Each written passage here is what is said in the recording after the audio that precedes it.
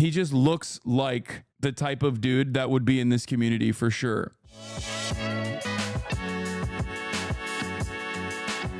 Use knees over toes, guys. Exercise and you will dunk in a couple months' time and your knees will thank you. Yeah, knees over toes guy, officially a legend. You want to know why I think knees over toes guy is officially a legend? I originally used to think he was a little bit like weird. He's very HasanAbi head coded in some ways, I'm not gonna lie. And I always thought that it was like, all right, bro, you're too bendy. Like, chill out. You know what I mean? Calm the down. Stop bending so much. Okay, I get it. Oh, you can put your knees over your toes. But he also was just like, I don't know, his vibes are like a little weird. Maybe because I'm just really jealous of how stretchy he is and how strong his legs are, and he has everything I don't, you know what I mean? Like, he has everything. He is the opposite of me in every way. Like, I'm very stretchy in the worst ways because I'm double jointed. He's stretchy and strong at the same time, so he doesn't get injured. Anyway, but I used to be annoyed with him, but to be honest, I saw him with what's his name? Jujimufu or whatever, like one of the guys that I've been following for years and years, who is one of the strongest, stretchiest dudes I know. Jujimufu, yeah. And he cooked Jujimufu. Like, it was insane. That's not knees over toes guy. Yes, it is. Oh, it's movement by David, maybe? Oh yeah, it's not knees over toes guy. It's a different guy. Oh my God, it is actually a different guy. I was thinking of a totally different guy, chat. My bad. I was thinking of this guy, whatever his name is. This is movement by David. Okay, movement by David is the guy that I'm talking about. Nothing I said is about knees over toes guy. Knees over toes guy is totally different guy. I'm so wrong about that. I got my guys mixed up. This is the stay flexy guy. And he's like so goddamn flexy, and it was like annoying how flexy he is, and he's always flexing on me, it feels like, with how like impossible to injure this guy is. Yes, this guy is very HasanAbi coded. Yeah, he's like, he reminds me of a HasanAbi head. Like, I feel like I would encounter him in the wild. If I saw him in the wild, I'd be like, oh, this guy is like definitely a fan. He's not. He doesn't know who the I am, I'm sure, but he just looks like the type of dude that would be in this community for sure. Just really autistic about mobility, like the most mobility autist guy. Anyway, but the point is, he's like really freaky. He used to always like fall on his ankle on purpose. Like, he used to fall on his ankle on purpose to show that he doesn't injure himself. And it pissed me off because it's like, if I did that with my 240-pound body, I would literally have my bone ripped through skin, you know what I mean? But then I saw him with Jujimufu, who is someone I do respect a lot, and he cooked him. Watch this shit, dude. This actually made me completely change my perspective. I think this guy, I mean, I've always thought that he was very good, but check this out. I thought that was a trick in videos that you reversed it or something. That was actually, by the way, Juji is like pretty stretchy for how strong he is. Make no mistake, you look at him and you're like, oh, this gorilla has no way to stretch. No, he will outstretch you any day of the week. He does, like, he will smoke you on the stretch game. not that far. I'm impressed. Oh. You're close. Let's lower the bar so you get a feel for it. Your body. Oh, I just feel like there's a lot of weight. Okay, well, we can start adding some weight to you with a weight vest. He's like, oh yeah, bitch, let's see how well you do at my weight. Watch. This feels nice and snug. Let's see how much you weigh. All right. You are now at 183.5. Ah! Yeah, I could go up to 200. 201.5. All right. Okay, let's go. Let's go. Ah, yes! Yeah, we can go up 50. Yeah. Shut up. 252.5. This is like heavier than me now at this point. Here we go. Oh, the jump is going to be harder than anything. Oh my God! You didn't use chalk. Should I use chalk? See if I can do it again. Yeah. That's crazy. Why is this good? Why is this flexibility important? It's not flexibility. It's actually strength. What he's demonstrating there isn't flexibility. What he's demonstrating there is actually a tremendous amount of strength. What are you talking about? I need you guys to understand something. Flexibility is not just about being able to like move your arm and contort your body in different ways. I'm very flexible, but also very weak in areas that matter. Why? Because I'm double jointed. Many of you who are double jointed in the chat will show you, will be able to show you that like their joints are weaker in general, which means they can pop them in and out with ease. However, that means that their joints are weaker in general, and therefore the parts of your muscles that are supposed to be more flexible are not flexible, are actually inflexible because you never activate them when you're making moves. This is how you become very injury prone. I'm very injury prone for that reason. So what I have to do all the time is, for example, I have to activate my scaps and work a lot, do wall angels and things of that nature, specifically do scap exercises so that I can develop some of these muscles that I normally never have to use because my shoulders are so mobile because of my hyperlaxivity. I don't know. But as you can see, I can just like move just my shoulders like this without moving anything else. It just means that my joints are weak. And because my joints are weak, I can move my joints a lot more, which is very dangerous for when you're working out, especially with big boy weight. When you're working out with big boy weight, you don't want your joints to be able to move so much. That's precisely why when I first started working out and I used to do bench press, my shoulder would pop out of its socket while I was bench pressing because the weight would be too much.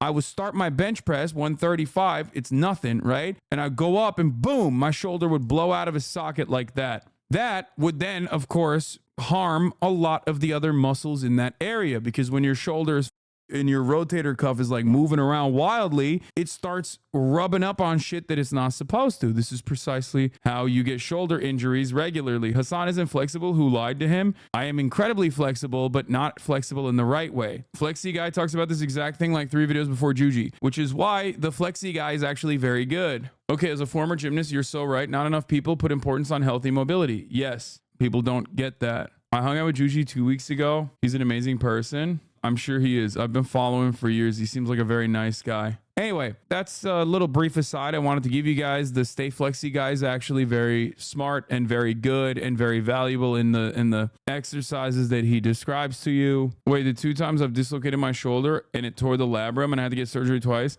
How does it going out of your socket not tear the ligament? No, that's like, it's just stuff up there. I don't know.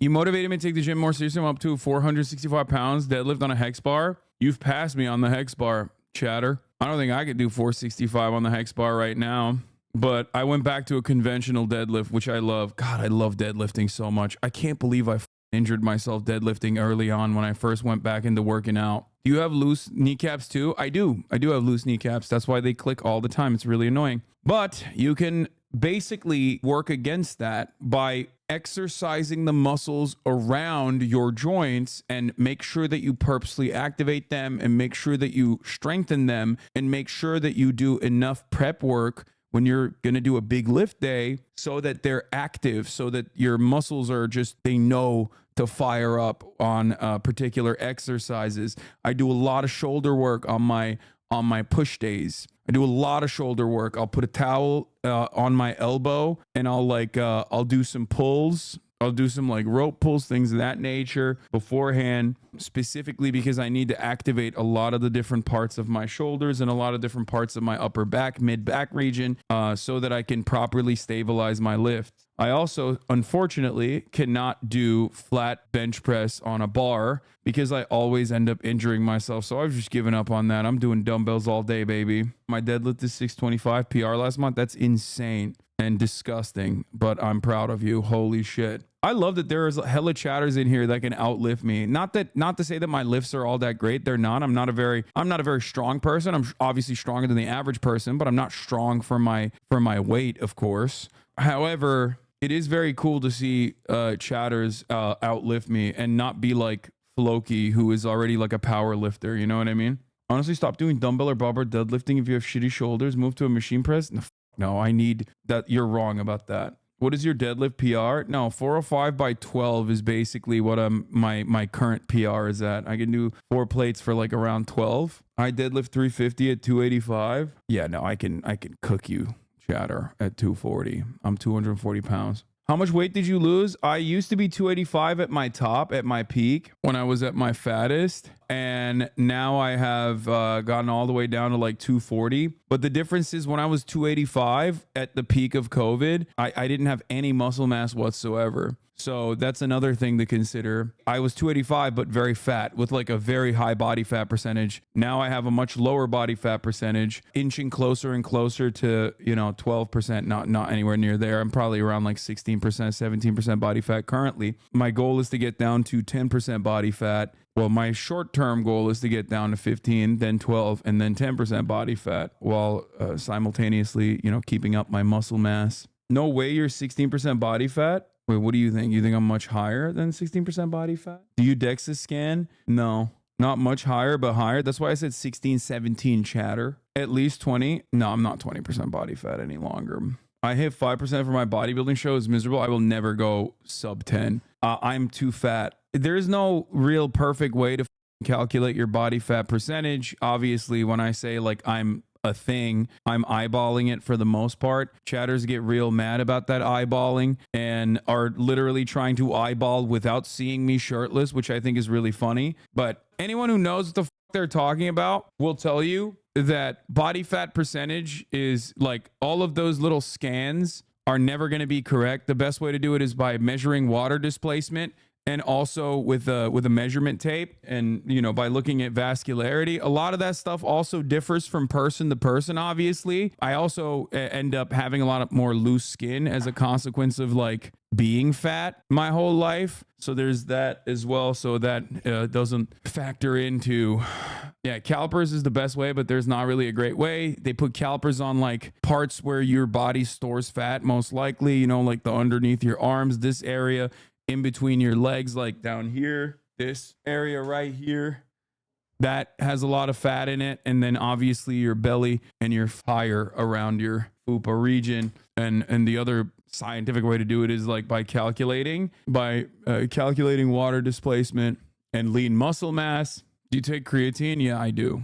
Without a saltwater test, which no one does, you'll never know your body fat percentage. Just going off how you look, 16 to 18% seems accurate. You can get under 15%, no problem.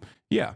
No, I'm doing great. I have no issues with that. Yeah, you can do a DEXA scan. Me and Nicewig, we're going to go get one of these days. It'll probably tell me that I'm like 18, 19%, and then I'll be really sad. So I have been holding off on it, especially because Nicewig is probably down. He's ahead of me.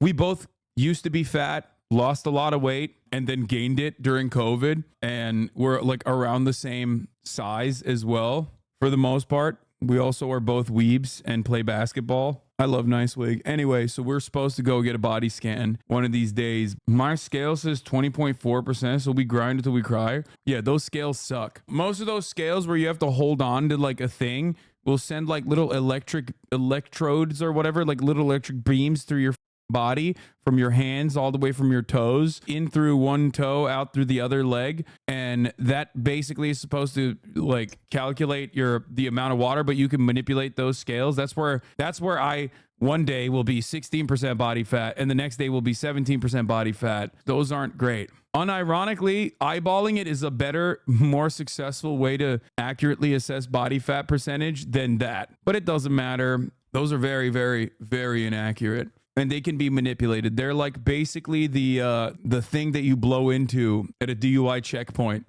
BEI has a 5 to 30% error rate. They aren't accurate, but they are reliable and consistent for developing a pattern. Yeah.